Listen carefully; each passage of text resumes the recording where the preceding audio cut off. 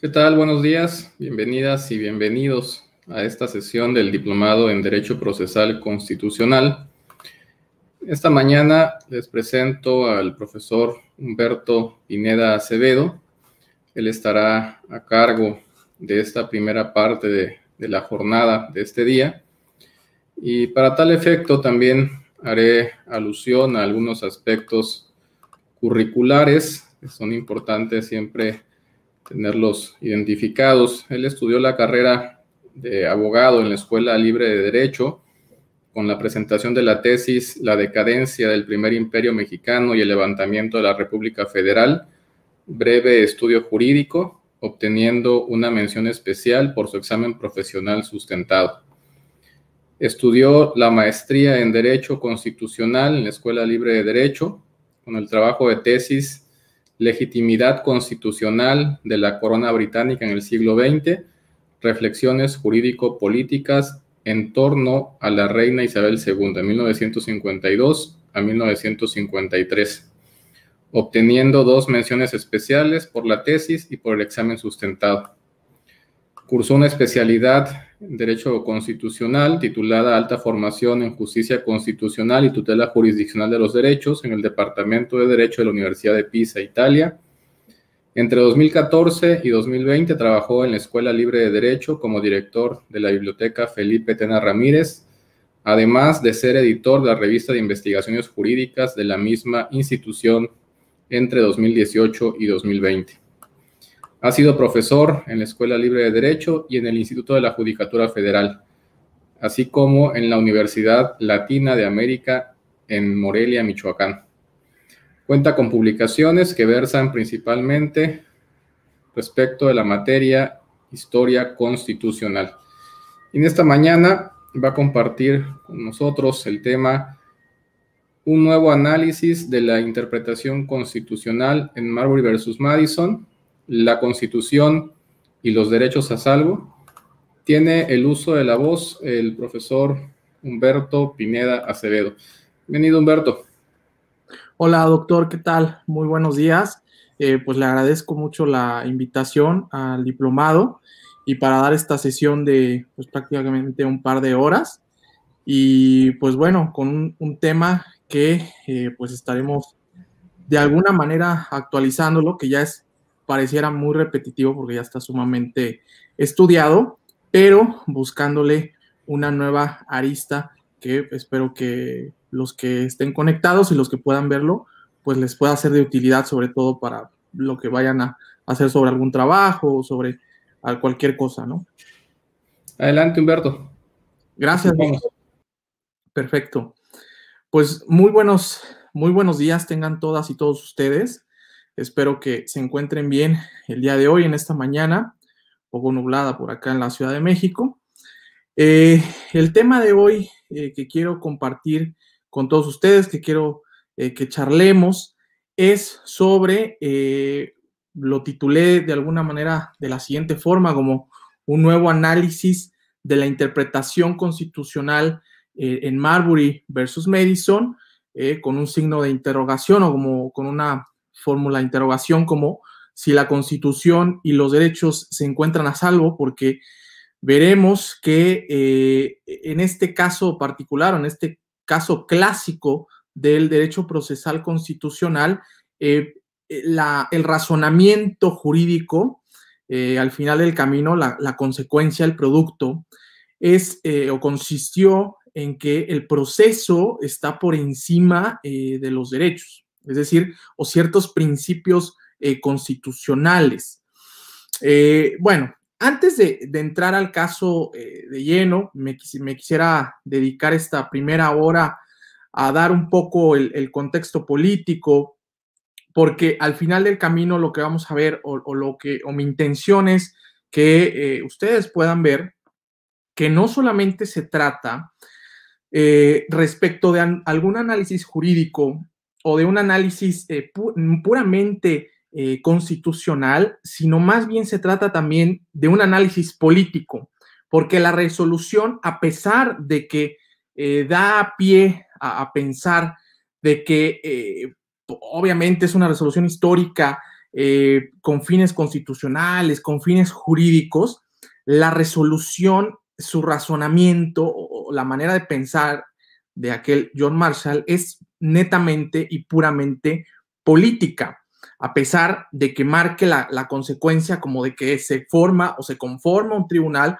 o una corte constitucional con tintes apolíticos, es decir, con tintes neutrales. Eso es lo maravilloso o de uno de los aspectos sensacionales del caso. Pues bueno, antes de empezar igual, me gustaría comentarles que como son 2 horas, no sea menos de que el doctor Corado me diga lo contrario, pero me gustaría que fueran primero unos 45, 50 minutos, darnos un descanso de unos 10 minutos, porque bueno, dar 2 horas así de manera consecutiva para mí es un poco pesado.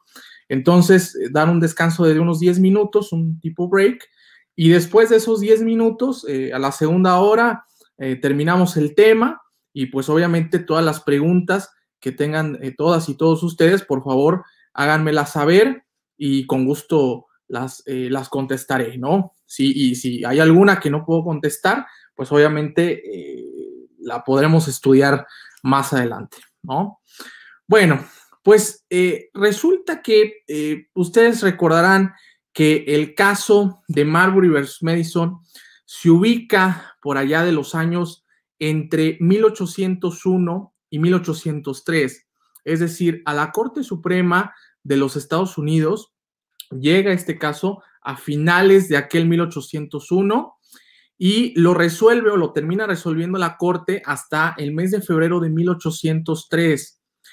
Pero antes de empezar a dar, de alguna manera las matices principales del caso jurídico o del caso constitucional, lo que me gustaría entrar de lleno o entrar de fondo ahora es sobre la cuestión política, porque hay una bifurcación o hay una tipo de división entre distintas ideologías políticas, ya sea entre lo que en aquel entonces se consideraban como los federalistas y como los republicanos, en donde cada uno tenía un pensamiento distinto. Recordemos que para 1776, cuando se proclama la independencia de las 13 colonias norteamericanas, la proclaman juntos la independencia y así de alguna manera logran independizarse juntos, es decir, de manera unánime. Si bien es cierto, van a tener en este proceso de independencia ciertas discrepancias, no van a tener consensos al 100%, por lo tanto, primero se van a conformar en una confederación y después se van a hacer en una federación. Recordemos cuando finalmente se conforma la Constitución Federal, como hoy la conocemos, de alguna manera ya viene por un proceso de diálogo, por un proceso de consentimiento, por un proceso de discrepancias, es decir, antes se había conformado como una confederación, como una constitución confederada, y a partir prácticamente desde 1783 a 1789 es un proceso constitucional muy, muy interesante, en el cual desembocará en esa Constitución Federal. Recordemos los ensayos o como se conocen los papers del federalista a través de las plumas de Hamilton, Madison y Jay, en donde realmente lo que se va a hacer o lo que se intenta hacer a través de esos ensayos es justificar la federación como una forma de Estado esencial e importante para el desarrollo de los Estados Unidos de América. Entonces, al parecer, todo va bien en cierto sentido dentro de las colonias. Va bien en el sentido político, a pesar de las discordias que pueda haber dentro de distintos frentes o dentro de distintas facciones. Y así va a ser hasta prácticamente cuando después de promulgar la Constitución estadounidense, es decir, después del año de 1787, cuando finalmente primero se elige como presidente de los Estados Unidos a George Washington y se elige entre el periodo de 1789 a 1793. Recordemos que la elección presidencial dura más bien la gestión o el mandato presidencial en Estados Unidos dura 4 años. Después de esos 4 años o primeros 4 años caóticos en cierto sentido, va a haber 2 personajes que integran el gabinete de Washington muy importantes que para estos efectos de hoy nos interesan, quien va a ser John Adams y Thomas Jefferson, que ustedes bien saben también conforman parte de esta generación de padres fundadores de los Estados Unidos que logran hacer o proclamar la independencia en su momento, junto con Washington, obviamente. John Adams desde la vicepresidencia, ¿no? Es el primer vicepresidente elegido en los Estados Unidos, y después Thomas Jefferson desde un punto de vista de secretario, también dentro del gabinete de George Washington. Pero aquí lo interesante es que estos 2 personajes, cómo llegan a formar o a estar en la administración pública.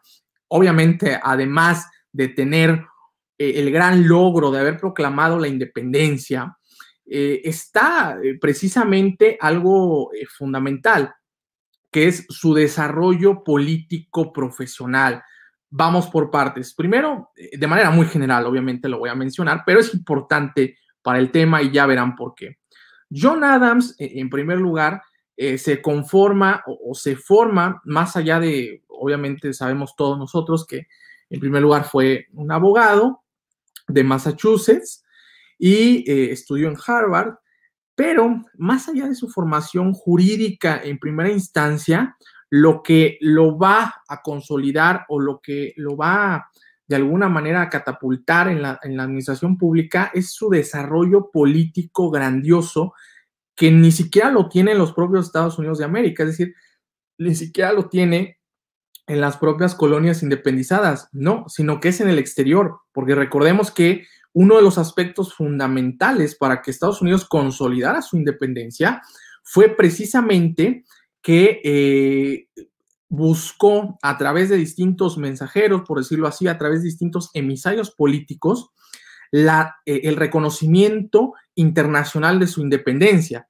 lo cual fue extraordinario porque de alguna manera ayudó muchísimo a consolidar esa independencia. Entonces, John Adams, recordemos que después de haberse proclamado la independencia, va a estar muchos años en Europa, va a estar principalmente en Países Bajos buscando préstamos económicos, buscando créditos, va a estar en Francia también, al lado igual de Benjamin Franklin, va a estar y también principalmente en Inglaterra. John Adams incluso es el primer embajador, ya una vez obviamente reconocida la independencia de Estados Unidos, va a ser el primer embajador en la corte del rey en Inglaterra. Entonces, todo ese proceso o toda esa experiencia, digámoslo así, el teje y el maneje de los asuntos políticos, o como se le conoce en términos anglosajones, de los political affairs, va a estar a la altura de esta grandísima misión, es decir, ya tiene, ¿cómo decirlo? Ya tiene un respaldo, ya tiene una experiencia política que de alguna manera lo va a hacer tal cual formar de esas importantísimas primeras gestiones públicas.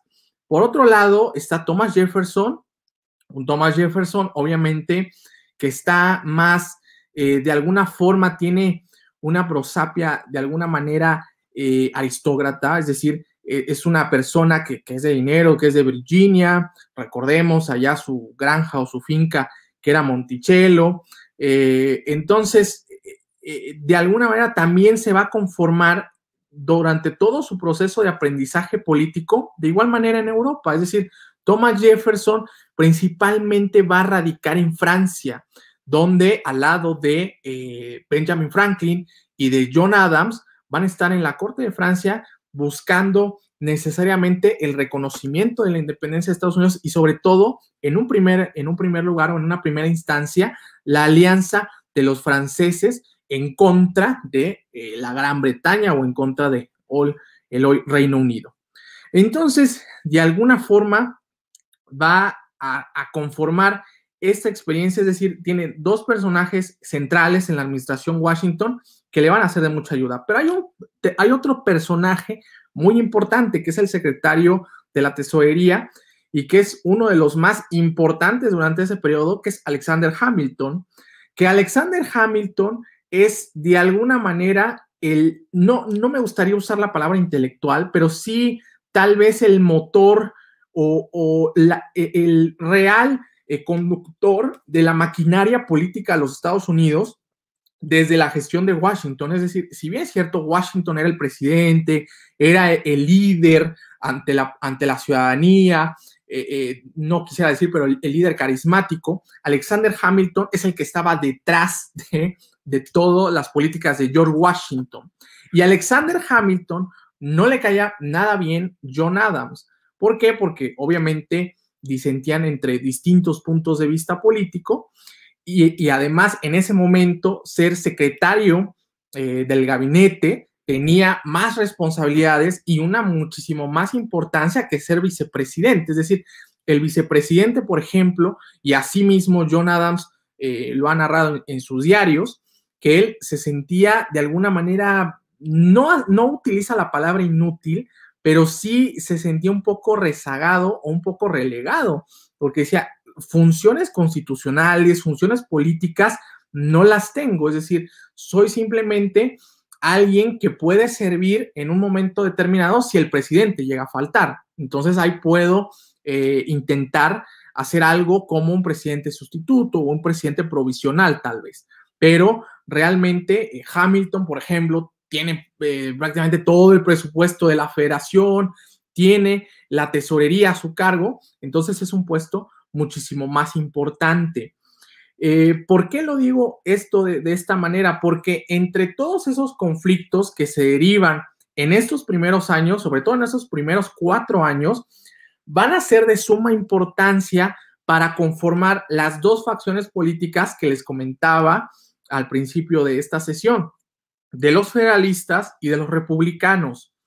¿En qué sentido? A través de ciertos hechos puntuales. Por ejemplo, en 1778, poco antes, obviamente, pues de hacer, incluso de hacer alguna constitución del parte de los Estados Unidos, con Francia principalmente se hace un tratado internacional. Es uno de los grandes logros de John Adams cuando estuvo por allá en Europa, cuando está prácticamente previamente a la cuestión de la Revolución Francesa. Obviamente, Francia todavía está en un estado monárquico, en una constitución monárquica, por decirlo de alguna manera, y recordemos que era una monarquía absoluta, sobre todo un tipo de despotismo ilustrado, y en donde, además de reconocer la independencia de los Estados Unidos, marcaba una alianza importantísima en contra de Gran Bretaña.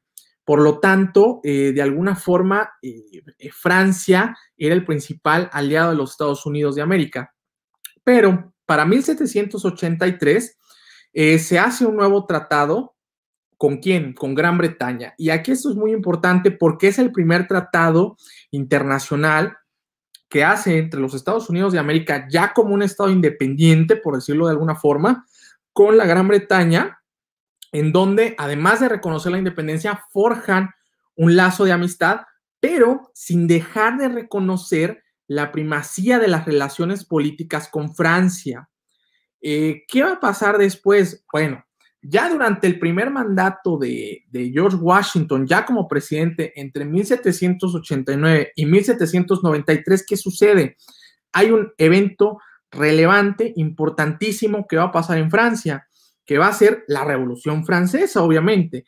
Entonces, Francia, en estos momentos, goza de inestabilidad, goza de, bueno, no quiero decir que goce, sino más bien padece o sufre de una guerra, padece de ciertos conflictos políticos en donde buscan conformar nuevamente un ser, de alguna manera un ser constitucional, a través de censurar la monarquía, haciéndola una república.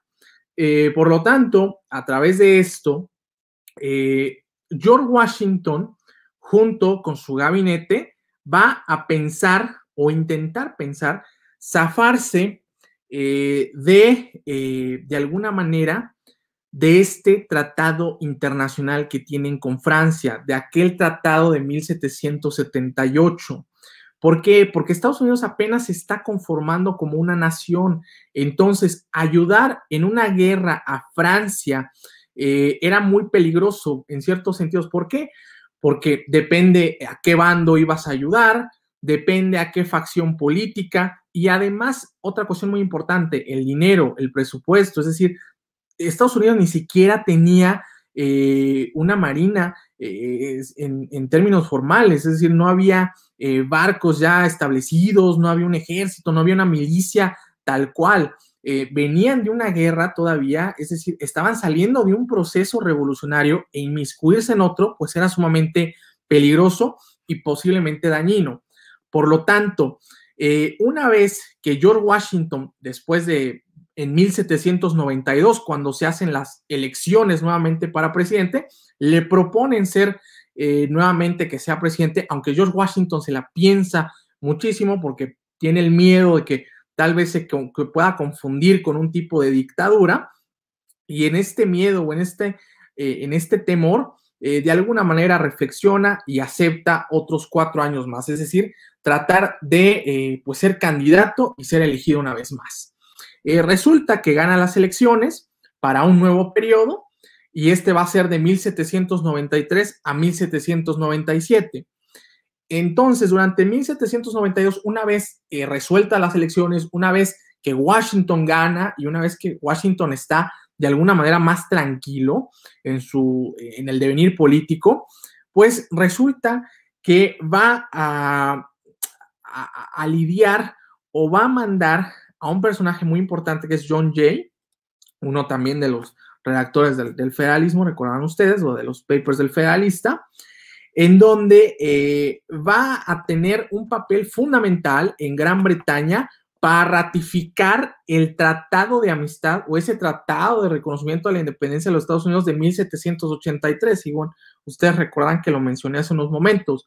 Pero este nuevo tratado, el cual se le va a conocer como Tratado Jay, es o va a consistir en que se quita o de alguna manera se relega a un segundo plano la principal alianza con Francia, es decir, el tratado ya no va a mencionar para nada a los franceses, solamente ratifica la amistad política, la amistad internacional con Gran Bretaña, sin dejar de lado el papel o de alguna manera el papel de los franceses, el rol. ¿Por qué? Porque con este nuevo tratado o con esta alianza fortalecida, no significa que los Estados Unidos estén diciendo, apoyamos el sentido o apoyamos la alianza monarquista, la alianza monárquica, por ejemplo, respecto o en contraste al caso francés. No significa eso, sino significa más bien una consolidación de relaciones diplomáticas con la Gran Bretaña, en donde Gran Bretaña, si toma partido por algún bando de la Revolución Francesa, el que sea monarquista o republicano, Estados Unidos va a estar ahí. Por lo tanto, Estados Unidos sale de la escena pública y ellos sienten que se desligan de alguna manera con los franceses, por lo cual va a ser muy importante porque detona una lucha política de verdad brutal en el Congreso, en donde Jefferson va a renunciar, prácticamente va a ser una facción política distinta y es donde empiezan realmente las discrepancias. También es donde Hamilton inicia de igual forma su propio cabildeo político, donde él empieza a pensar para la elección de 1797 y él empieza a pensar, incluso decir, bueno, sí, puede ser que dentro de 4 años yo pueda ser presidente, he estado muy bien en la administración. Por otro lado, John Adams está pensando o está apoyando obviamente al presidente Washington con esta iniciativa, pero y aquí es donde realmente de alguna forma se configura la bifurcación política, en donde Jefferson no quiero decir que va a fundar un partido político, porque como no es que en 1793 se fundan, digámoslo así, de alguna manera jurídica o de alguna manera civil como hoy podríamos decir, bueno, pues vamos a fundar un partido político, tenemos que ver los requisitos de las leyes, los requisitos de la ley electoral, etcétera. No es que lo vayamos a ver así, sino más bien es tratar de marcar o tratar de dar pauta hacia unas dos ideologías importantes. Jefferson, que rompe de alguna manera relaciones políticas con el gabinete y principalmente se vuelve rival de John Adams. Ojo, esto es muy importante porque esto es también muy interesante, la relación entre ambos, en virtud de que muchísimos años, a partir de la independencia, fundamentalmente, Jefferson y Adams son grandes amigos, siempre fueron grandes amigos, pero cuando llegó la hora de gobernar y llegaron estos turnos o primeros turnos en la administración pública, Jefferson y Adams en este momento, en 1793, se vuelven rivales, se vuelven enemigos políticos, no quiero decir a morir, pero sí fuertes enemigos políticos. Jefferson deja el gabinete por un lado y se torna o se le conoce de alguna manera a esta facción en el Congreso como los republicanos, que hoy en día la historia ha tratado de marcar como el partido republicano en aquel entonces. Vuelvo a lo mismo, como partido político no me gustaría decirlo porque no es una fundación, no es una asociación que se registre ante algún instituto, no, sino es simplemente una fórmula política, que es, o el bando, si quieren decirlo así, de los republicanos. Que la ideología principal de ellos o el pensamiento principal que trata de transmitir Jefferson a quienes lo siguen, obviamente, es el apoyo fundamental a la Revolución Francesa. O sea, es decir, no puede ser que con el tratado que hace Jay, que se le conoce así como Tratado Jay de 1793, con este Tratado Jay le demos la espalda a Francia. Es imposible pensarlo siempre y cuando Francia básicamente nos apoyó durante los primeros años de la independencia, etcétera. Es decir, forma un papel fundamental en esto y por lo tanto, sin importar las consecuencias, sin importar las circunstancias, los republicanos apoyan a la Revolución Francesa sin condición alguna.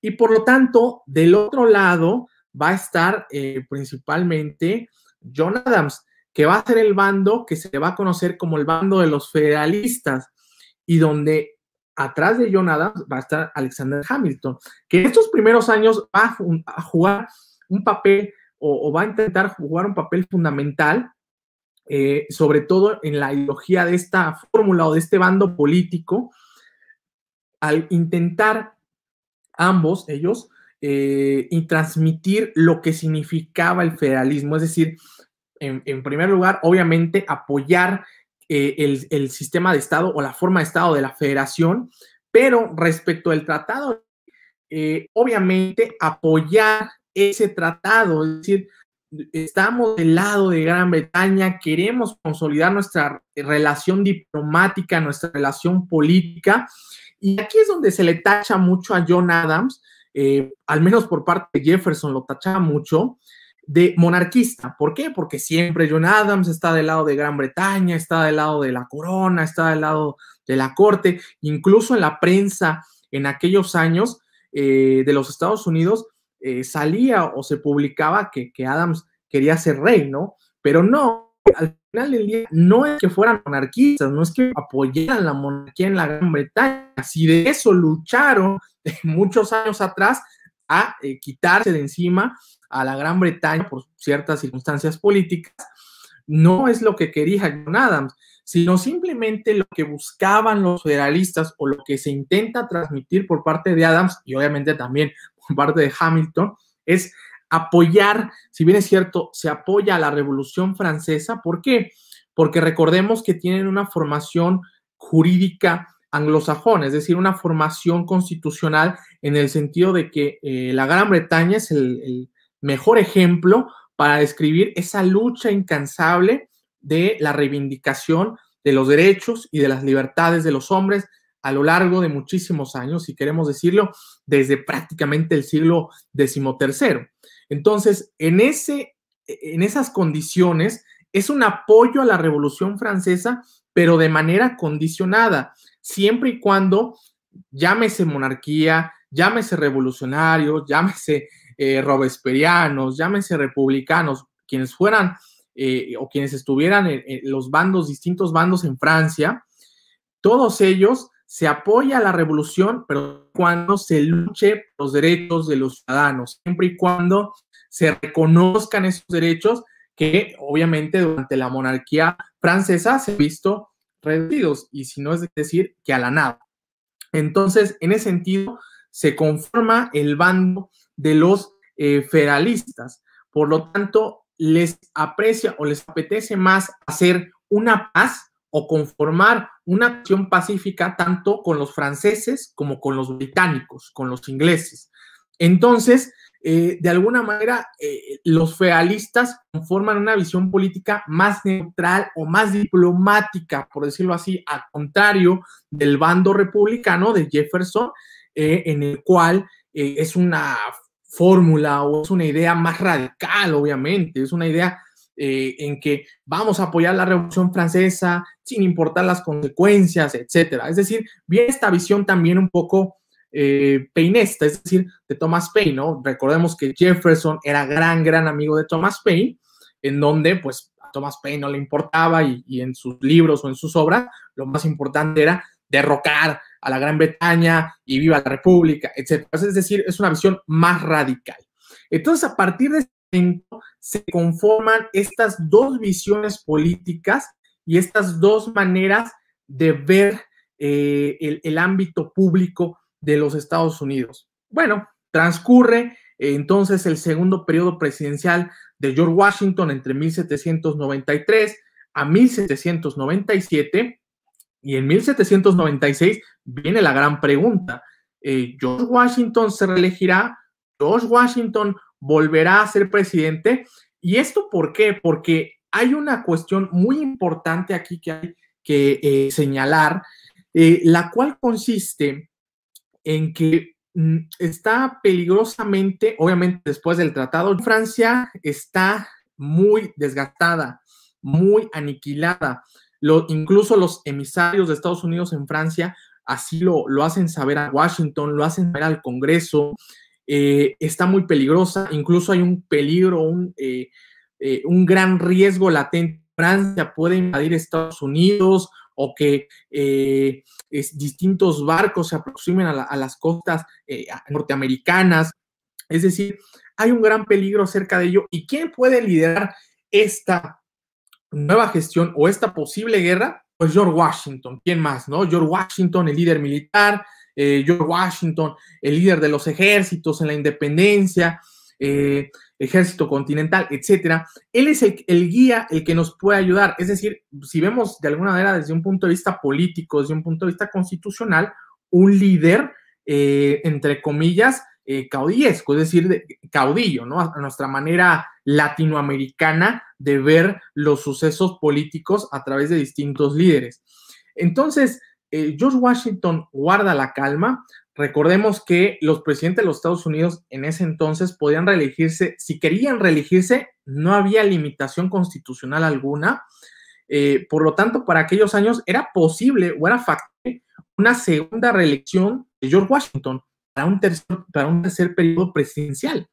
Entonces, está esa gran pregunta, pero George Washington, de manera genial, y yo creo, y es lo que la gran mayoría de los historiadores estadounidenses señalan, es que el gran mérito de George Washington, más allá de las batallas o las peleas, porque en sentido no es que haya sido un gran general, no lo fue, de manera militar, militarmente hablando, pero de manera política, el gran logro o el gran tino o el gran acierto de él es no reelegirse, es decir, hacerse a un lado del escenario público, saber el momento idóneo, perfecto para retirarse a su vida privada, y lo que señala George Washington antes de irse es: por el momento me retiro, la vida pública para mí está terminada, está acabada, ya tuve que hacer lo que tuve que hacer, es decir, fue mi momento perfecto, pero si el país o las circunstancias políticas me lo requieren, es decir,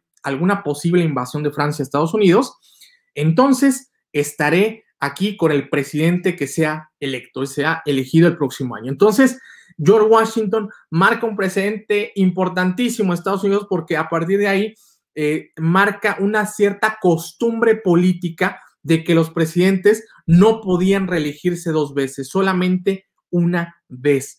Este término de la reelección, recordemos que va a ser producto de una enmienda de esta limitación a partir del siglo XX, a partir de la mitad del siglo XX, donde se reforma la Constitución. Nunca hubo una limitación constitucional para las reelecciones, sino que Washington forma ese precedente político. Entonces, a partir de ahí, pues hay 2 bandos políticos que quieren aspirar a la presidencia y que están muy claros: los federalistas y los republicanos. Al mando de los federalistas es John Adams, al mando de los republicanos es Thomas Jefferson. Y para esas elecciones de 1796, prácticamente en los últimos meses de ese año, resulta que John Adams gana la presidencia y de manera muy, pero muy cerrada, inclusive por pocos votos, pero la gana. Entonces, gana la presidencia, asume ser presidente para el año de 1797 y por lo tanto tener ese primer mandato entre 1797 y 1801. ¿Qué va a ser lo relevante para efectos de nosotros de esta clase? Que realmente John Adams, a partir de este tratado Jay, que obviamente apoyó en la administración pasada de Washington, lo va a fortalecer, es decir, lo va a seguir apoyando. Y sobre todo, algo más importante, para 1798, a través de iniciativa de él y con aprobación del Congreso, obviamente, se va a promulgar una ley de sedición. Esta ley de sedición, si la vemos así, sin contexto y sin nada, es una clara violación a la primera enmienda, es decir, a la libertad de expresión. ¿Por qué? Porque realmente el contenido de esta ley era que cualquier publicación, cualquier manifestación pública, cualquier opinión en contra del gobierno de los Estados Unidos, de América, obviamente el gobierno federal, pues aquel que lo hiciera tendría o sería acreedor a una multa y a una prisión, es decir, a cierto tiempo estar encarcelado. Entonces, obviamente, a partir de esta ley de sedición, pues se escandaliza el Congreso, se escandaliza la clase política, fundamentalmente. Jefferson se escandaliza. Ojo, esto es muy importante. Jefferson es el vicepresidente de John Adams, ¿no? Es el que resulta ganador por parte del bando republicano. Entonces, al ser vicepresidente Jefferson, pues se suponía que era de alguna manera el respaldo o la columna vertebral de John Adams, y resulta que durante estos 4 años Jefferson se la pasa realmente dándole espaldarazos, dándole golpes políticos por detrás a John Adams, y con esta ley es el pretexto perfecto para señalar: el presidente no respeta la Constitución, el presidente no respeta la primera enmienda. Jefferson intenta que se declare esta ley de manera inconstitucional, que en aquellos primeros años es muy complicado hacerlo. ¿Por qué? Porque para empezar, la Corte Suprema no estaba todavía reconocido como un árbitro final de interpretación constitucional, también no estaba de una manera establecida bien sus funciones. Entonces había una incertidumbre de cómo hacerlo. Lo que va a hacer Jefferson es acudir a los estados, acudir a cada uno de ellos, es decir, a los congresos, y tratar de hacer una declaración de manera unánime por parte de todos los estados para que señalaran: es inconstitucional esta ley. Es decir, el pensamiento de Jefferson, y esto es muy importante para veremos en Marbury versus Madison, el pensamiento de Jefferson, el pensamiento jurídico es que los estados, los congresos de los estados, son los que deben declarar la inconstitucionalidad de alguna legislación. ¿Por qué? Porque Jefferson, recordemos, está influido por la Revolución Francesa de manera incondicional. Es decir, Jefferson cree que el pueblo es aquel que tiene la última palabra para decidir cualquier tema de constitucionalidad, lo cual en esos primeros años puede parecer maravilloso y de alguna manera en términos políticos. Hoy en día tal vez es un pensamiento aberrante, pero en aquellos primeros años recordemos que se está forjando una nación, se están forjando los primeros pensamientos jurídicos y políticos. Por lo tanto, Jefferson toma como pretexto o toma como bandera este acontecimiento o este suceso. Bien dicho lo anterior, por lo tanto, después de esta ley de sedición de 1798, va a haber otros sucesos, lo cual va de alguna manera a desencadenar en cierto sentido para la guerra con los franceses. Son 4 años sumamente peligrosos en el que realmente se piensa que Francia va a invadir a los Estados Unidos. Incluso John Adams se adelanta a las circunstancias, manda conformar una milicia importante, manda conformar un departamento de marina importante, es decir, se está pensando ya en una posible guerra con Francia, pero John Adams de manera inteligente, y esto es lo que poco se le reconoce a él, de manera inteligente y de manera muy hábil, guarda silencio ante las circunstancias, guarda distancia, guarda una cierta discreción.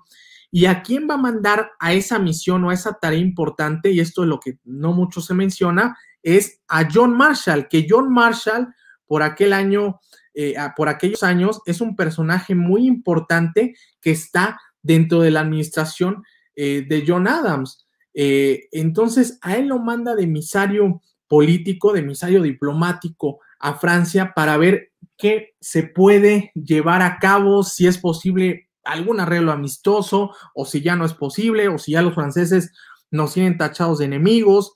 A lo que John Marshall regresa a Estados Unidos y le señala al presidente Adams y le dice, ¿sabe qué, señor presidente? Las circunstancias y las condiciones en Francia son muy difíciles, son muy complicadas. No me atrevo a asegurarle que Francia nos va a invadir, pero el peligro es latente y el peligro está ahí. Entonces, John Adams un poco, no es que se paraliza, pero sí se le da un poco de temor estas circunstancias políticas, y a partir de entonces logra otras negociaciones políticas con Francia, y va a ser hasta 1800 en este silencio peligroso de estos 3 años, hasta 1800 cuando Francia, obviamente virando de alguna manera la revolución, giró hacia otra perspectiva. Recordemos el tema de Napoleón, recordemos que la revolución mira hacia una conquista posiblemente de Europa, es decir, ya los Estados Unidos ya no son el foco de atención, y por lo tanto John Adams logra salir avante, por decirlo de alguna manera, logra respirar después de esos años tan peligrosos y tan tensos con los franceses. Por lo tanto, durante toda su gestión, pues esa gestión presidencial, pues básicamente va a tener estas repercusiones, tanto obviamente el Tratado de Jay con Washington que se dio, la ley de sedición en su administración presidencial, y también con esta circunstancia especial, muy especial con los franceses, pues al bando republicano no le va a caer nada en gracia, como lo hemos visto. Jefferson está en contra de estas cuestiones, y por lo tanto para el año de 1800 se van a hacer nuevas elecciones presidenciales. John Adams apunta un segundo mandato, es decir, busca la elección, y por noviembre de 1800, después de hacer la elección presidencial, resulta que va a ganar Thomas Jefferson. John Adams no ganará esta elección.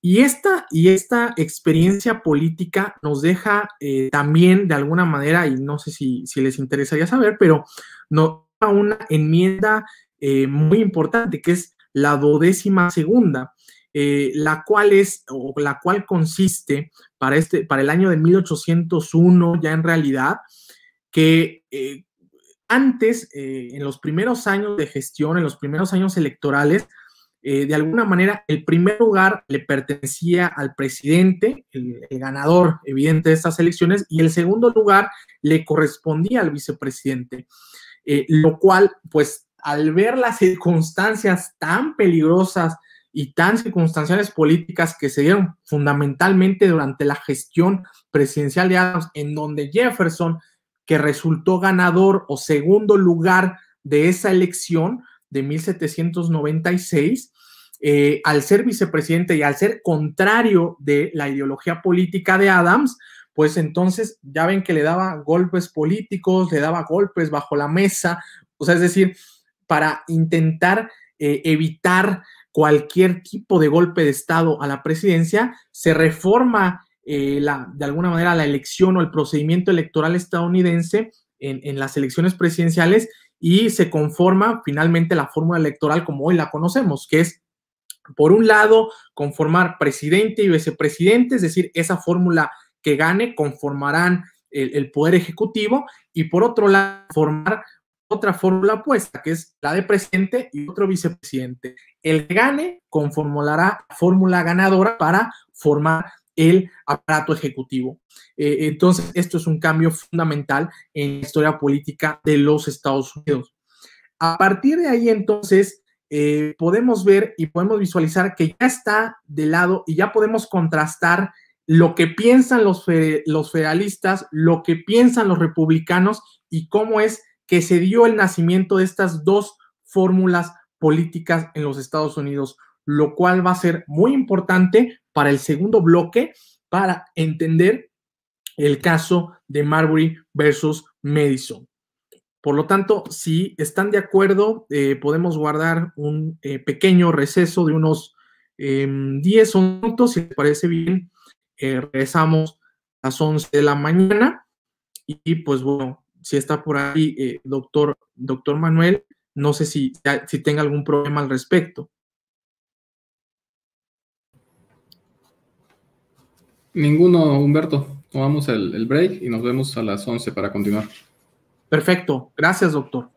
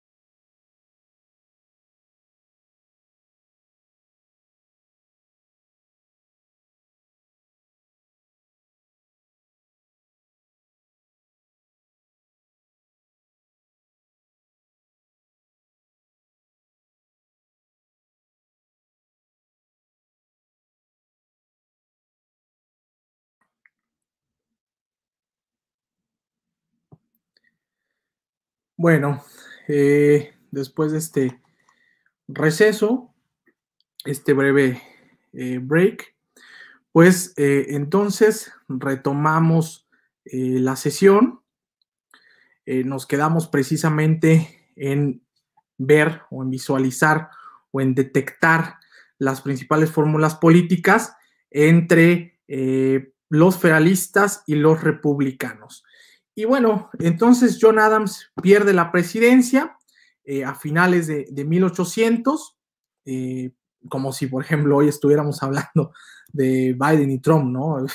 En noviembre igualmente fueron las elecciones de 1800, pues bueno, pero esto también es importante señalarlo. Entonces, ¿por qué pierde la presidencia Adams? Pues básicamente, recordemos, por este silencio peligroso, mortal, por la guerra con los franceses, es decir, sin declararla, pero sí declararla, es decir, por ciertas cuestiones que los republicanos no estaban a favor de él, y también, pues obviamente, en que Adams conforma una milicia, conforma un departamento de marina, conforma ciertas cosas que no había en la administración pública de los Estados Unidos y sobre todo en un plan de guerra en ello.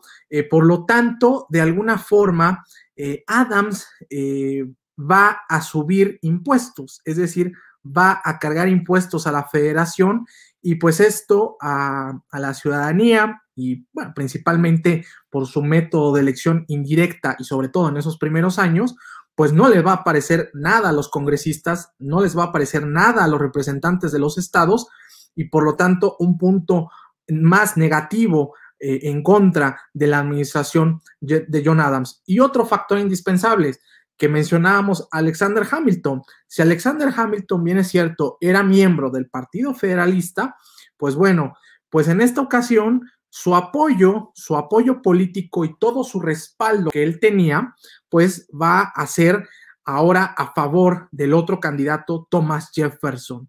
Entonces, Hamilton se le voltea a John Adams y de alguna manera también esta rivalidad política que tiene John Adams contra Hamilton, pues lo va a fusilar en términos políticos también. Por lo tanto, Hamilton juega un papel fundamental detrás del telón político en los primeros años de independencia. Y tal vez pues muchos se preguntarán, si no es que lo saben, pues obviamente ¿por qué Hamilton no se nominó él mismo a ser presidente? Yo creo que Hamilton estaba esperando el momento preciso posiblemente para llegar a ser presidente, pero pues bueno, las circunstancias de la vida ya no lo dejaron ser, porque al que sí le cayó mal fue a Aaron Burr, por allá de 1804, cuando Aaron Burr es electo gobernador del estado de Nueva York, y por lo tanto Hamilton hace una campaña en contra de él, y Burr pues a esto no le gusta, y lo reta a un duelo, y pues ahí Aaron Burr mata a Alexander Hamilton en 1804. Por lo tanto, creo que Hamilton, yo supongo que estaba tal vez esperando algún momento preciso políticamente hablando, pero pues ya no le dio la oportunidad. Pues bueno, entonces, dicho lo anterior, por ello y por ende, por todos esos factores y por todas esas circunstancias, John Adams pierde la elección, la gana Thomas Jefferson, y entonces hay algo que hay que remarcar antes de que entre Jefferson a la presidencia. En 1800, antes de que John Adams pierda las elecciones, por el mes de mayo, Adams nombra como su secretario de Estado a John Marshall. Ese cargo es de alguna manera para aquel momento, para aquel entonces, es el cargo más importante después de ser presidente de los Estados Unidos dentro de la administración pública. Por lo tanto, Adams confía verdaderamente en John Marshall. Después recordaremos nosotros cuando mencioné en unos minutos anteriores que Adams mandó a John Marshall a Francia para negociar o para averiguar cómo estaba la situación política francesa. Entonces, el presidente confiaba realmente en John Marshall. Una vez que pierde las elecciones Adams, pues bueno, la jugada cambia radicalmente y cambia en muchísimos sentidos, porque además de perder la presidencia, los federalistas pierden la mayoría del Congreso. Los republicanos son los que ganan la mayoría. Entonces, Adams va a dejar de alguna manera un periodo de intermedio su gestión, muy complicado, y por lo tanto va a necesitar personas de su confianza, de alguna manera, de la facción o del bando federalista, para que puedan continuar durante la administración de los republicanos. ¿Por qué? Porque pues él siente o él percibe que los republicanos van a dominar el poder de manera absoluta, teniendo en cuenta la ideología o las ideas, principalmente como lo expusimos, de Thomas Jefferson, ¿no? Es decir, un apoyo incondicional a la Revolución Francesa, no importan las consecuencias, no importan cualquier cosa. Bueno, si tienes esa mentalidad, esa mentalidad jurídica, pues imagínate qué puede hacer con la Constitución o qué puede hacer de reformas. Entonces necesitamos un contrapeso político. Por lo tanto, Adams, para 1801, prácticamente a finales del mes de enero y a principios de febrero, nombra a John Marshall como el Chief Justice de la Corte Suprema de los Estados Unidos, es decir, el presidente de la Corte, lo cual es curioso. ¿Por qué? Porque después de este nombramiento, John Adams se retira a su finca allá en Quincy, Massachusetts, a descansar básicamente, porque ya una vez derrotado en la elección, pues él ya se veía retirado de la política, obviamente, y pues se retira a su finca y deja a Marshall entonces en el papel o en el rol de presidente de la Corte y de secretario de Estado, es decir, entre febrero y hasta el 3 de marzo, es decir, un día antes de que Jefferson asuma la presidencia de los Estados Unidos, Marshall va a continuar siendo secretario de Estado y va a continuar siendo presidente de la Corte al mismo tiempo, de manera simultánea. Entonces, lo cual es muy, muy curioso, ¿no? Porque va a tener dos posturas o dos posiciones en la administración pública. Pero bueno, para aquellos años entonces, en aquel momento, Marshall como secretario de Estado y como de manera simultánea, como Chief Justice de la Corte Suprema, va a realizar ciertos nombramientos a distintos jueces de paz, que van a ser específicamente a 42. Por allá entre febrero y marzo de 1801, entonces, el presidente, delegando la responsabilidad en John Marshall como secretario de Estado, nombra a estos 42 jueces de paz en el Distrito de Columbia, quienes eran jueces adeptos al Partido Federalista. Y pensaba John Adams en este contrapeso, por decirlo así, es decir, dejar a ciertos jueces que sean adeptos a mi partido, que sean adeptos a mi bando político, para contrarrestar los efectos de los republicanos.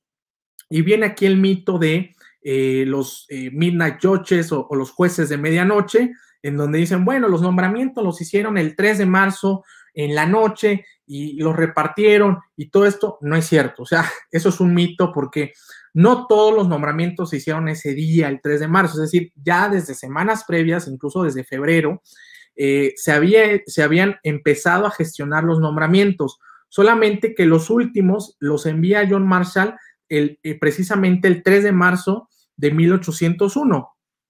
Y por lo tanto, de los últimos nombramientos, hay 4 que nunca se entregaron a sus destinatarios, los cuales fueron a William Marbury, Dennis Ramsay, Robert Townsend Howe y William Harper.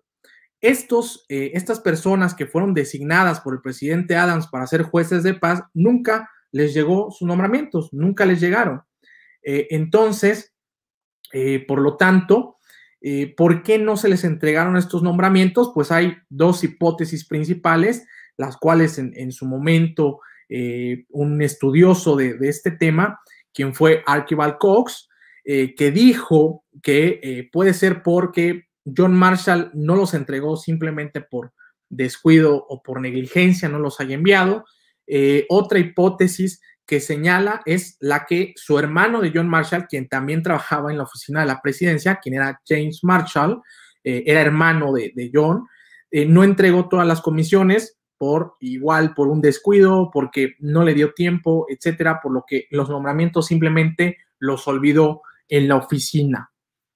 Entonces, por lo tanto, al no habérselos entregado o al no habérselos dado físicamente, lo cual representaba, pues en aquel momento de 1801, un tema fundamental, porque recordemos que no hay tecnología, es decir, hay otra serie de circunstancias históricas que la entrega física del nombramiento podría parecer que también fuera parte del procedimiento constitucional para nombrar un juez, es decir, después de la designación o después del nombramiento de un juez, obviamente con el consentimiento del presidente, con el consentimiento del Senado, y una vez sellado y estampado, la duda era si la entrega también formaba parte de este procedimiento para que por fin o para que finalmente los jueces pudieran entrar dentro de su cargo. ¿Por qué? Porque básicamente se tendrían como notificados y por lo tanto podría verse como una cuestión formal o como una cuestión solemne para acceder a dicho cargo. Bueno, entonces, ¿qué es lo que sucede? Pues obviamente estos 4 personajes, William Marbury, Ramsay, Howe y Harper, acuden ya ante el nuevo secretario de Estado, ya una vez con la gestión ya de Jefferson instalada. ¿Quién va a ser el secretario de Estado de Thomas Jefferson? Va a ser James Madison. James Madison, pues en aquella ocasión entonces estará en su oficina, acude Marbury y los otros 3 jueces para reclamarle o para solicitarle, por favor, que les entregue los cargos que ya el presidente Adams les había conferido, pero James Madison rechaza la petición de estos jueces y por lo tanto, ante esta negativa, los afectados, es decir, Marbury y el resto, presentan una demanda ante la Corte Suprema en el mes de diciembre de 1801 para pedirle a la Corte que emitiera una orden expresa en la cual le solicitaran a James Madison, al secretario de Estado, que los pudiera poner en posesión de sus cargos. ¿Qué significa esta orden o por qué van ante la Corte Suprema? Pues bueno, la reclamación de Marbury y de los demás jueces se basaba en una ley secundaria, la cual era específicamente la sección 13 de la ley de la como quieran llamarla, que era la Judiciary Act o la ley de la judicatura o la ley judicial o la ley de organización judicial de 1789, en donde se le daba un poder amplio a la Corte para expedir órdenes a los funcionarios de gobierno estadounidenses. Es decir, si algún funcionario del gobierno estadounidense no cumplía con alguna cuestión de orden estrictamente constitucional, la Corte estaba facultada para que le ordenara a ese funcionario que acatara ciertas disposiciones legales o ciertas disposiciones constitucionales. Este tipo de orden era lo que se conocía como el writ of mandamus, que básicamente es para, mandamus significa, es decir, un mandamiento, es decir, una orden expresa de la Corte Suprema. Y bueno, dicha sección 13 es en la que se basaba el reclamo de Marbury, es decir, bueno, pues si nos están haciendo esto en contra, pues nosotros podemos contraatacar o podemos atacar en este sentido, acudiendo o fundamentándonos en esta ley para que se nos haga justicia, ¿no? Pues bueno, para ese entonces recuerden que John Marshall se queda como presidente de la Corte, es decir, una vez terminado el periodo de John Adams, el periodo presidencial, y pues obviamente dejando de ejercer el cargo de secretario de Estado, John Marshall, pues obviamente va hacia o se queda hacia su cargo de Chief Justice. Entonces John Marshall está como federalista, prácticamente un federalista declarado, un federalista confeso en el cargo máximo de la Corte Suprema.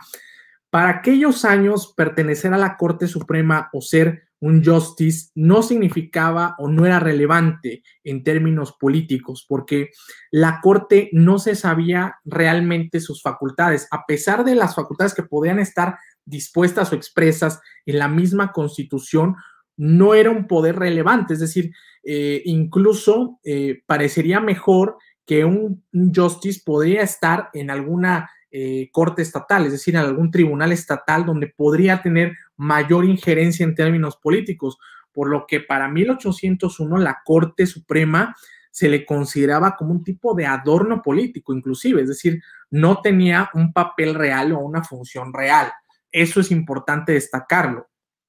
Entonces, ante esta demanda o ante esta solicitud de Marbury y de los demás jueces, en teoría, ¿cuál fue o cuál era el problema práctico? Pues básicamente que en términos legales, Marbury y los otros 3 jueces, si bien es cierto, tenían derecho a que se les entregara dichos nombramientos, independientemente de que hubieran o no hubieran recibido los documentos. Es en donde la sentencia, si algún día quieren leerla, o los que ya la hayan leído, obviamente, en la sentencia hay un análisis del derecho de propiedad, en donde básicamente se resume a que donde los justices razonan hacia que el nombramiento que se les hace a Marbury y a los demás realmente fue conferido a través del consentimiento del presidente y el consentimiento del Senado, y con eso basta para que sean nombrados, o si necesariamente el acto de la entrega física del nombramiento implica ese derecho de propiedad, a lo cual la Corte lo que razona o lo que da a entender en la sentencia es de que independientemente de que hubieran o no hubieran recibido los documentos, tanto Marbury como los otros 3 judges, pues no importa, porque el derecho de propiedad, una vez que los nombramientos están conferidos de manera constitucional o están otorgados de manera constitucional, el derecho a la propiedad ya está reconocido en torno a que esos jueces pueden ser o pueden ejercer el encargo. Eso es lo correcto en términos legales, supuestamente, pero los justices van a fallar a favor o en contra de Marbury. Aquí esta es la cuestión central. ¿Qué es lo que hubiera pasado? O hablemos en términos hipotéticos. Si John Marshall hubiera resuelto a favor de Marbury, como era lo adecuado, podríamos pensarlo así, debía haber expedido la orden o el mandamus para que de alguna manera el secretario de Estado, James Madison, los hubiese puesto en sus cargos, es decir, les entregara físicamente el nombramiento, pero corría el grave peligro o corría el riesgo de que John Madison ignorara ese mandamus, porque la Corte inclusive ya lo había notificado en meses anteriores para que expusiera las razones principales por las cuales él no les había entregado los cargos a Marbury y a los demás. Pero John Madison no le importó ni mucho menos, y por lo tanto ni siquiera le contestó esa notificación a la Corte. Entonces John Marshall se pone a pensar que si falla a favor de Marbury, expide el mandamus, y si Madison no les hace caso, por lo tanto, si la Corte ya estaba debilitada, pues aún más se vería debilitada, ¿no? Es decir, se vería sumamente debilitada y prácticamente un poder o un órgano inservible. Pero, y en el caso hipotético de que si Marshall o la Corte Marshall, como se conoce, hubiese resuelto a favor de James Madison, pues lo cual hubiera sido incorrecto desde el punto de vista estrictamente legal, pues parecería que Marshall pues ya no era un federalista confeso, ¿no? Marshall ya podría parecer un republicano y quisiera tal vez complacer al presidente Jefferson apoyándolo en todo momento. Por lo tanto, ¿qué es lo que resuelve John Marshall y qué es lo que resuelve esta Corte Marshall? Como ustedes sabrán, o como ustedes ya lo habrán estudiado en su momento, pues John Marshall resuelve una cuestión neutral o una cuestión neutra a partir de cierta conveniencia política. ¿Y por qué voy a decir esto? Porque lo fundamental para John Marshall era afirmar o sostener la independencia judicial, o que de alguna manera la Corte Suprema se viera ajena a cualquier asunto político de los demás poderes. Pero no solo pensando, esta es mi opinión, no creo que solo pensando en las repercusiones del futuro o en las consecuencias del futuro y señalando, bueno, este va a ser el precedente para que todos los tribunales constitucionales occidentales lo sigan en el constitucionalismo moderno. No creo que la idea así vaya en ese sentido. No, la idea más bien va en el sentido de la circunstancia de ese momento, de ese preciso instante. Marshall está contra la pared, la corte está prácticamente con la espada contra la pared. ¿Por qué? Porque no se puede declinar ni por uno ni por otro, porque políticamente no le conviene, políticamente no está bien. O sea, es decir, si él es un federalista confeso, no puede sentenciar o no pueden resolver un asunto a favor de los republicanos. Si para eso lo dejó John Adams, para que de alguna manera fuera un contrapeso a favor de los federalistas, ¿no? Para que no todos los republicanos asumieran ese poder.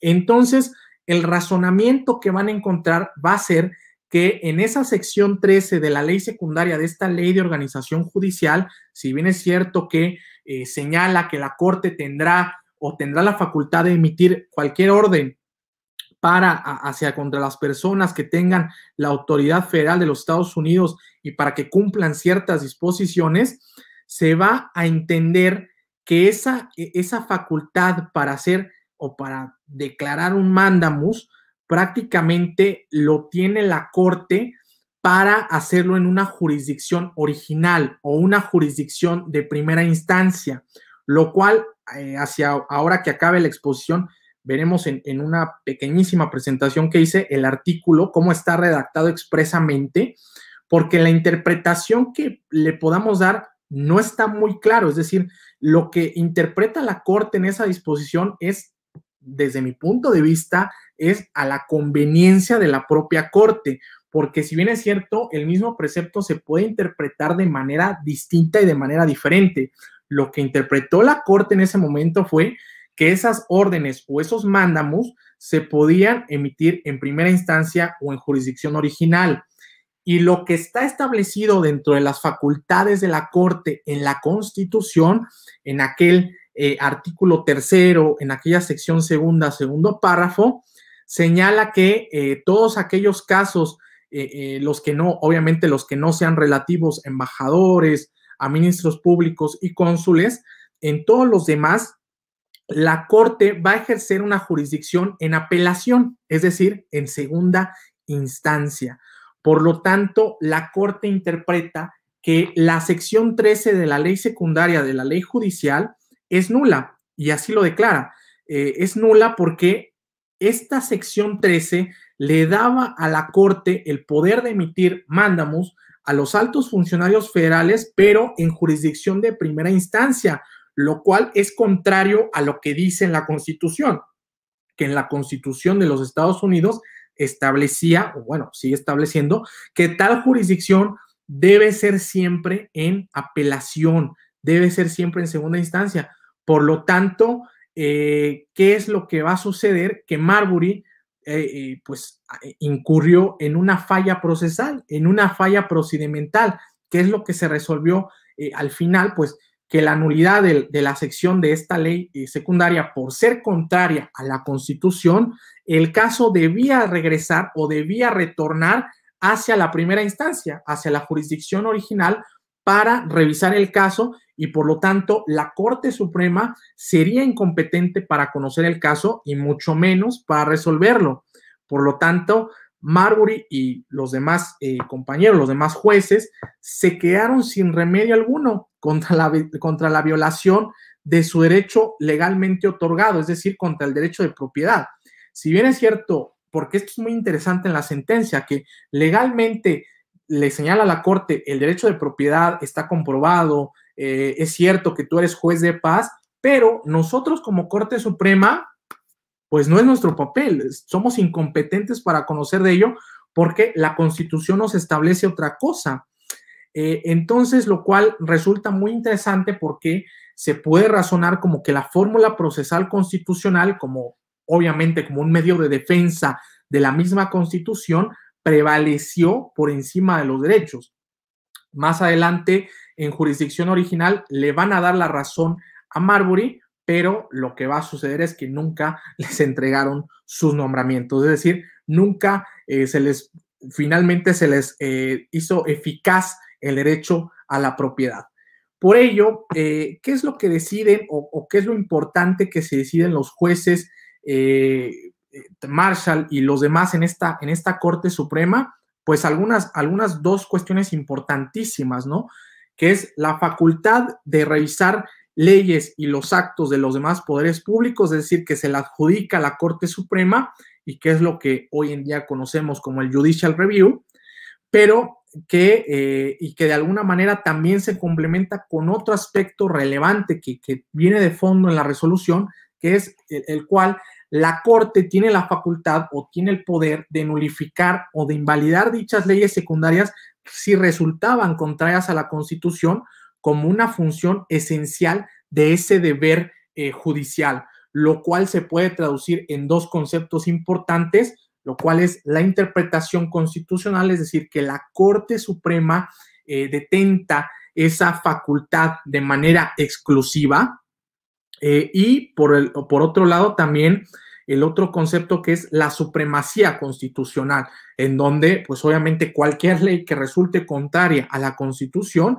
pues por lo tanto prevalece la Constitución, es decir, la Constitución es la norma de normas, es la norma fundamental y es la norma suprema, ¿no? Por ello, estas dos facultades o estos dos aspectos relevantes de fondo de la sentencia, esto es muy importante.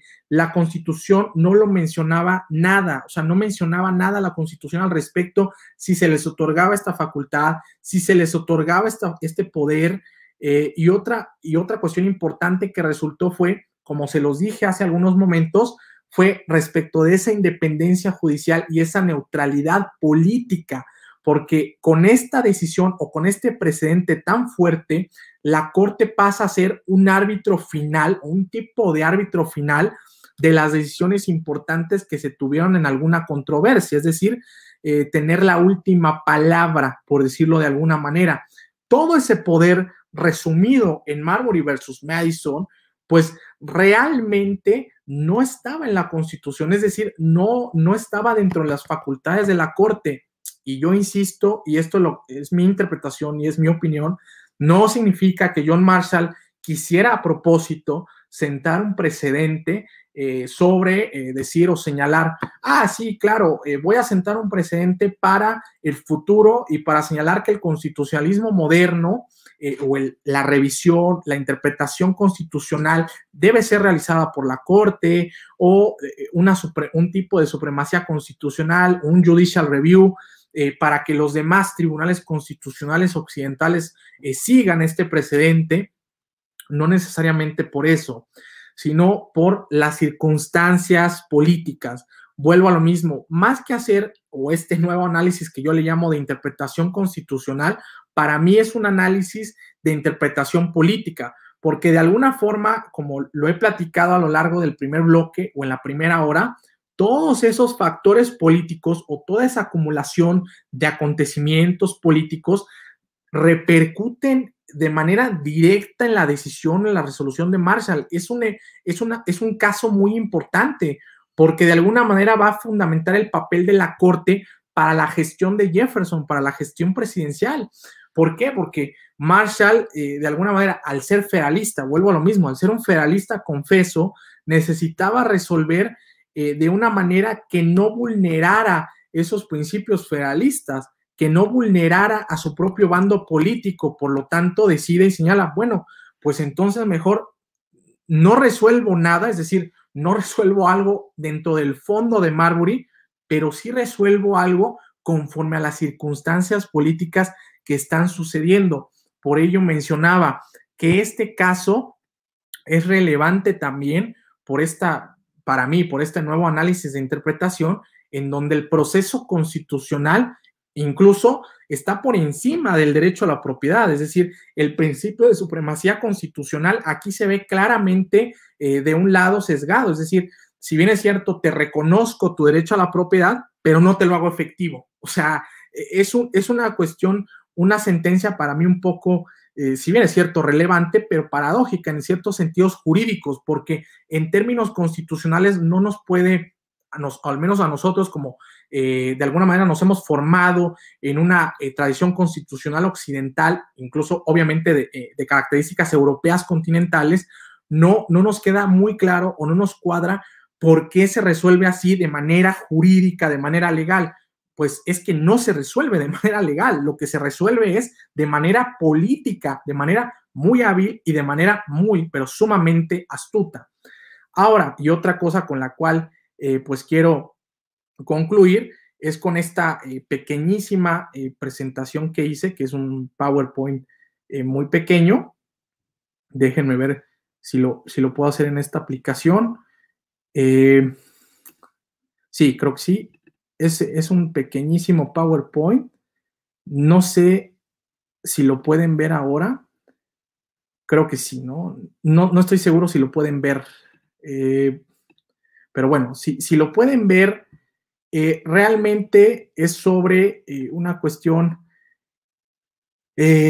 respecto de lo que les comentaba, un nuevo análisis de interpretación constitucional en Marbury versus Mason, la Constitución y los derechos a salvo.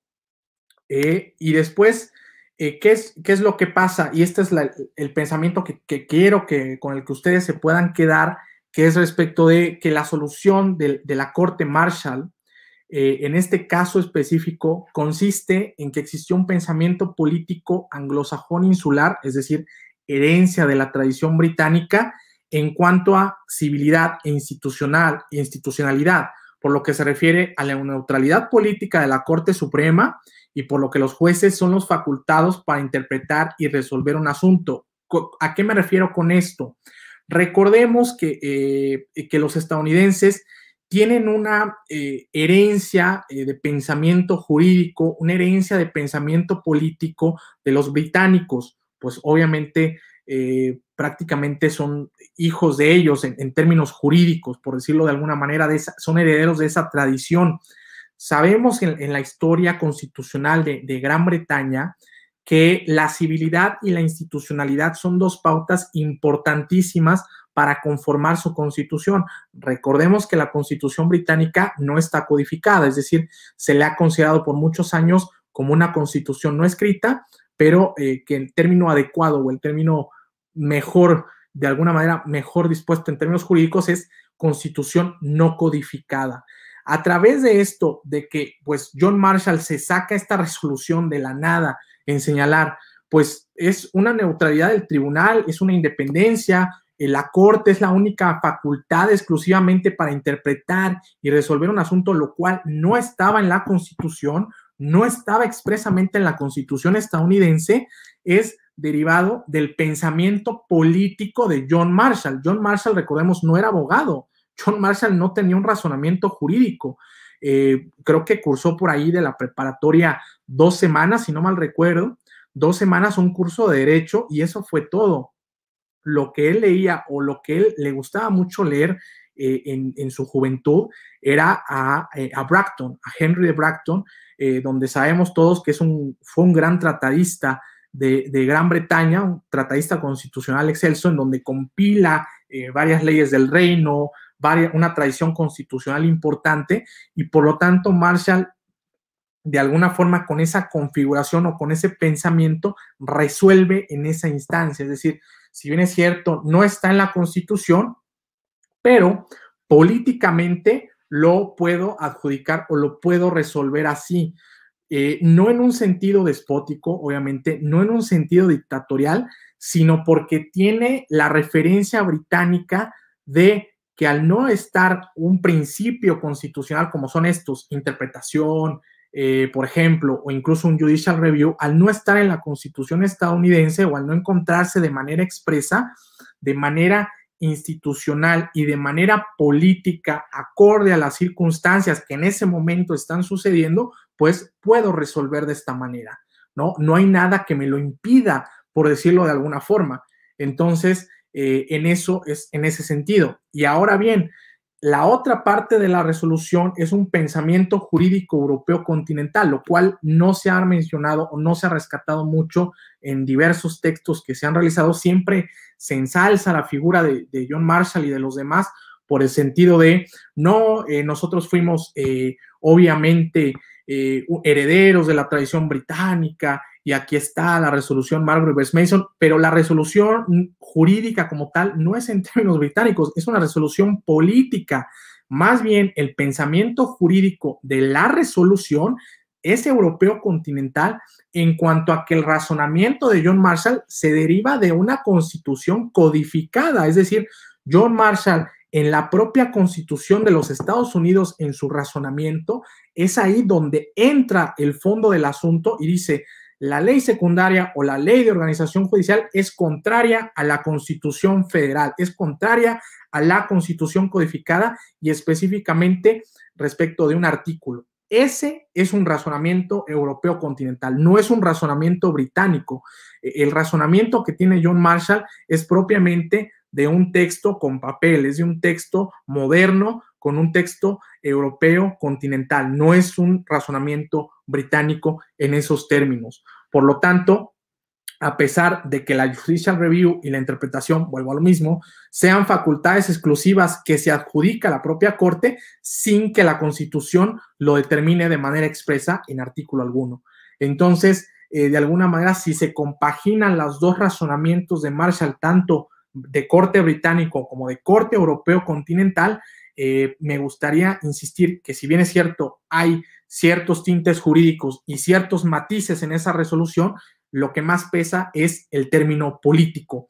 Y recordemos, esto puede ser también, incluso desde la perspectiva de la herencia de la tradición británica, una cuestión en la cual se ha manejado que desde tiempos de Walter Bagehot, en donde la Constitución se tiene como, la Constitución británica obviamente, se tiene entendida como constitución igual a acuerdos políticos, acuerdos civiles y acuerdos institucionales.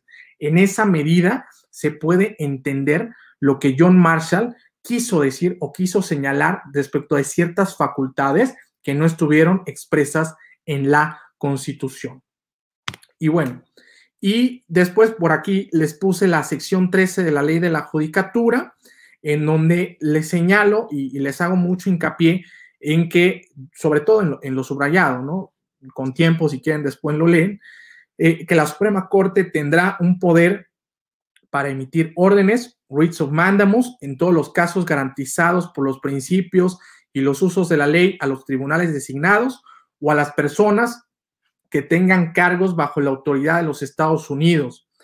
Si nosotros leemos el artículo completo, donde empieza también jurisdicción en apelación, recordemos aquí hay un punto y coma, en donde señala, en los casos de que aquí en adelante especialmente se señalen punto y coma, es decir, para interpretar John Marshall respecto de las demás cuestiones que vienen en el artículo o en la segunda parte del artículo, poder para emitir órdenes se entiende que es una jurisdicción original.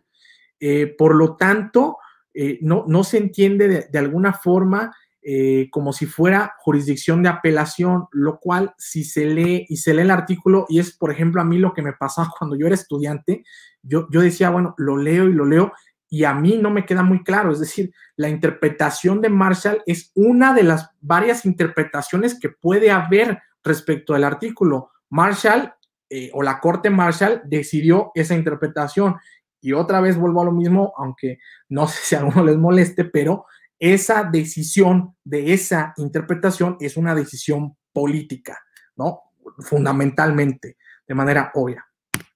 Y después, aquí también les puse el artículo 3º, que es la sección segunda del segundo párrafo de la Constitución de los Estados Unidos de América, en donde prácticamente señala lo que es contrario a la ley secundaria, ¿no? Donde decíamos, en todos los casos relativos a embajadores, otros ministros públicos y cónsules, así como en aquellos en que sea parte un Estado, la Corte Suprema poseerá jurisdicción en única instancia, jurisdicción original. En todos los demás casos que antes se mencionaron, la Corte Suprema conocerá en apelación.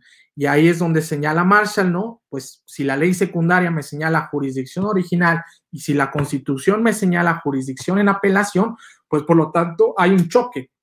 Y la ley secundaria, al chocar con la Constitución o al ser contraria a la Constitución, por lo tanto, esa sección 13 de la ley judicial es nula, ¿no?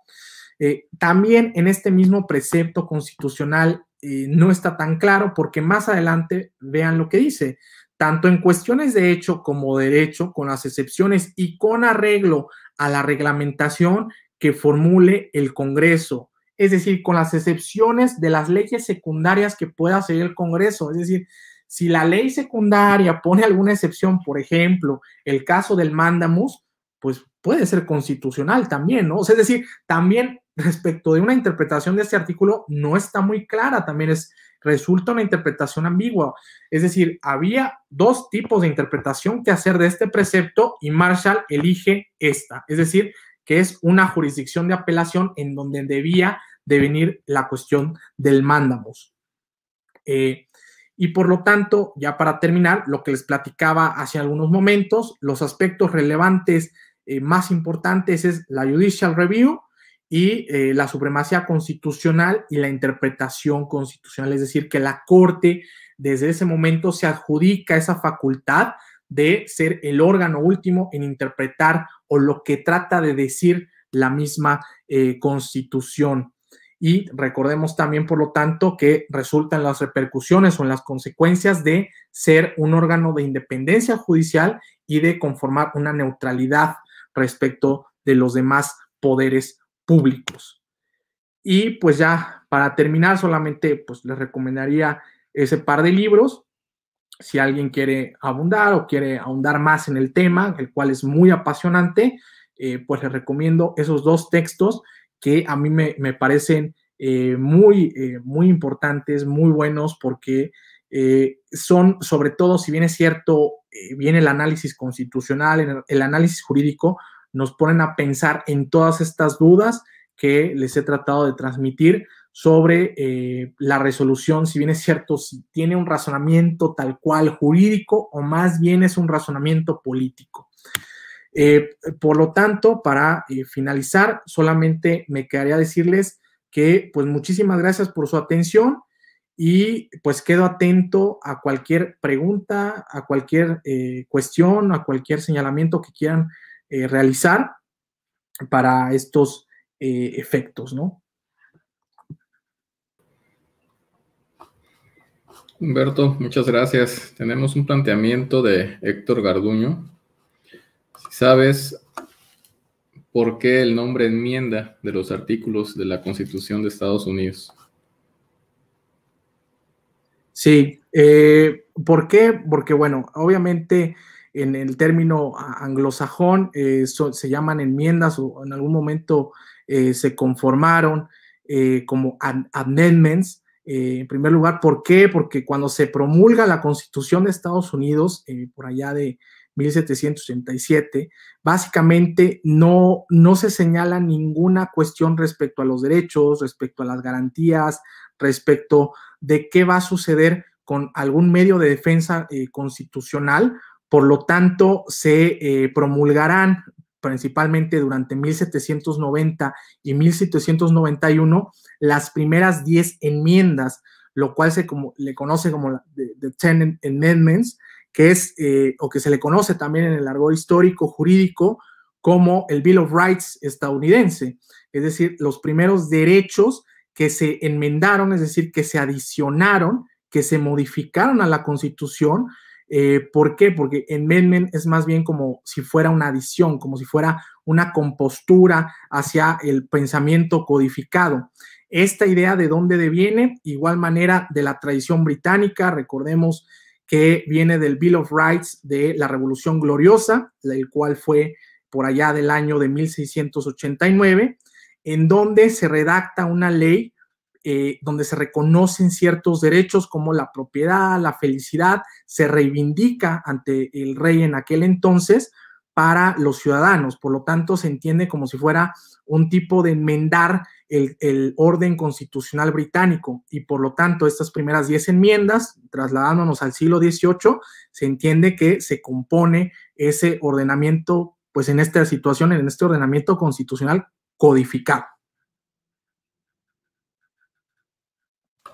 Bueno, muchas gracias, Humberto. De esta manera vamos a concluir la sesión, agradeciéndote por acompañarnos en este programa que hemos ofrecido para todos aquellos que estuvieron interesados en la temática. Como siempre, pues muy acertada tu disertación desde un enfoque no tan abordado, digamos, en muchos casos. Y bueno, pues nuevamente, gracias por acompañarnos, Humberto. No, al contrario, le agradezco a usted, doctor. Muchísimas gracias por la oportunidad de exponer y de charlar estos temas que resultan a veces un poquito, a veces decimos, bueno, Marbury versus Mason ya lo vi hasta en la sopa, la verdad, pero es importante también darle otra arista o darle otro enfoque que tal vez no se ha dado de manera muy frecuente, ¿no? Y sobre todo en procesal constitucional. No, y sobre todo el contexto que estableciste previamente, así que, pues, sin duda, una referencia magistral la que has tenido, Humberto. No, muchas gracias. Al contrario, doctor, gracias a usted y pues estamos aquí a la orden. Igualmente, un abrazo. Abrazos. Para nuestros espectadores, nos vemos por la tarde. Como les había comentado el día de ayer, nos acompañará el profesor Boris Barrios González, de tal forma que tenemos ya un panorama, también ya se estableció incluso dentro del canal la temática que versa sobre la tutela de los estándares internacionales de protección de los derechos humanos en la función jurisdiccional del Estado Nacional. Nos vemos a las 6 de la tarde. Que tengan buenas tardes.